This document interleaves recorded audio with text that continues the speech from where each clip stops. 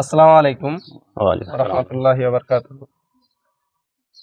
তো আমরা যে কাজগুলো করছি আপনারা দেখতে পাচ্ছেন অনলাইনের মাধ্যমে, গরিব দুস্থদের কথা যে গরিব দুস্থ যারা অসহায় আছে তাদের আমরা কিছু রমজান মাসে কিছু খাদ্যদ্রব্য তাদের বাড়িতে পৌঁছে দিচ্ছি। তো আলহামদুলিল্লাহ, আল্লাহ যদি না চায় তাহলে তো এগুলো সম্ভব না। আর আমরা হলাম তার মাধ্যম। যে আল্লাহ চাই যে হ্যাঁ, আমরা অসহায়ের পাশে দাঁড়াই। তো আমরা এসেছি, দিনার বাড়ি এসেছি। তো খুব অসহায়। তো আমার কাকা এখানকার সম্বন্ধে ভালো জানে, আমার কাকার বক্তব্যটা আমরা জেনে নিচ্ছি যে কি অবস্থায় আছে তারা। আসসালামু আলাইকুম রহমতুল্লাহ। আলহামদুলিল্লাহ রাব্বিল আলামিন ওয়াসসালাতু ওয়াসসালামু আলা খায়রি খালকিহি মুহাম্মদ ওয়া আলিহি ওয়া আসহাবিহি আজমাইন। আউযু বিল্লাহি মিনাশ শাইতানির রাজিম। বিসমিল্লাহির রহমানির রহিম। ওয়া'বুদুল্লাহা ওয়া লা তুশরিকু বিহি শাইয়্যান ওয়া বিল ওয়ালিদাইনি ইহসানা ওয়া বিযিল কুরবা ওয়াল ইয়াতামা ওয়াল মাসাকিন। আল্লাহ রাব্বুল আলামিন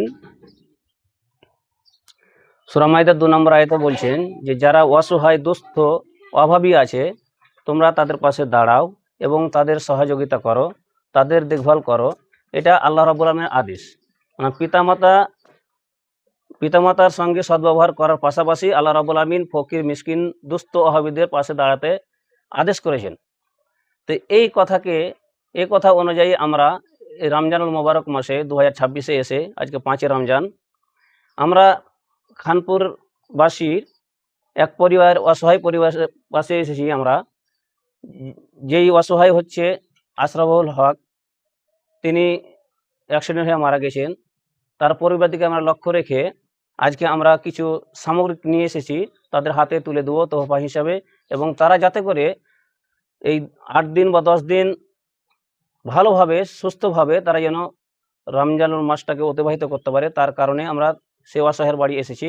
আমার মামাকে বলবো যে যে সামগ্রিক জিনিসগুলো নিয়ে এসছো তাদেরকে একটু তাদের হাতে একটু তুলে দাও। তুমি দেখো,